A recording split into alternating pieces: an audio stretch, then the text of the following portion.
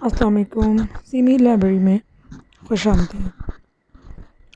آج جو میں اسٹوری آپ کے ساتھ لے کر آئی ہوں اس کا نام ہے قارون کا خزانہ۔ یہ ایک اسلامک اسٹوری ہے، چلے آئیے پڑھتے ہیں۔ حضرت موسیٰ کی قوم میں ایک بہت دولت مند شخص تھا، اس کا نام قارون تھا۔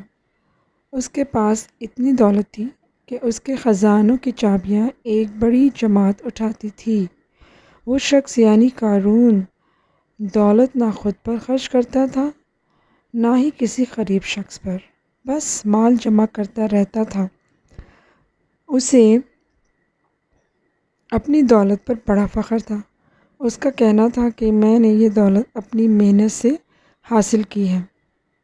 لوگوں نے اسے بہت سمجھایا کہ تمام دنیا کے لوگوں کو دولت صرف اللہ تبارک و تعالیٰ ہی عطا کرتا ہے، اس لیے تم اپنی دولت کو اللہ ہی کی راہ میں خرچ کرو۔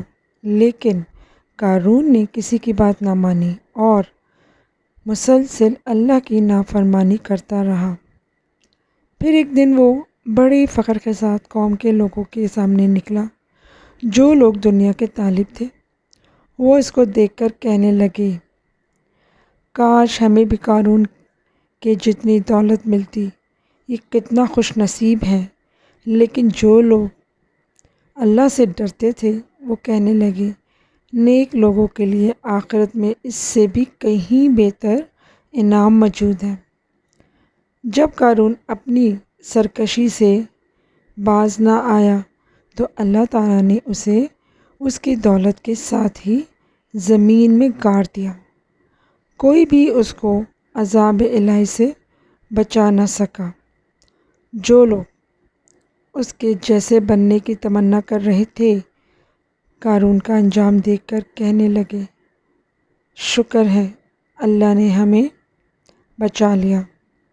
اگر ہمیں بھی قارون کے جتنی دولت ملتی اور ہم بھی سرکش اور گمراہ ہو جاتے تو اللہ ہمیں بھی زمین میں دھنسا دیتا۔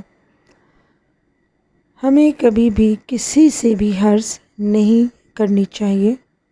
اللہ نے ہمیں جو کچھ عطا کیا ہے اس پر اترانا نہیں چاہیے، بلکہ اللہ کا شکر ادا کرنا چاہیے۔ کسی کو حقیر اور کمتر نہیں سمجھنا چاہیے۔ اس کہانی سے ہمیں سبق ملتا ہے کہ اللہ سب چیزوں پر قادر ہے، وہی دولت دیتا ہے، وہی عزت دیتا ہے، وہی شہرت دیتا ہے۔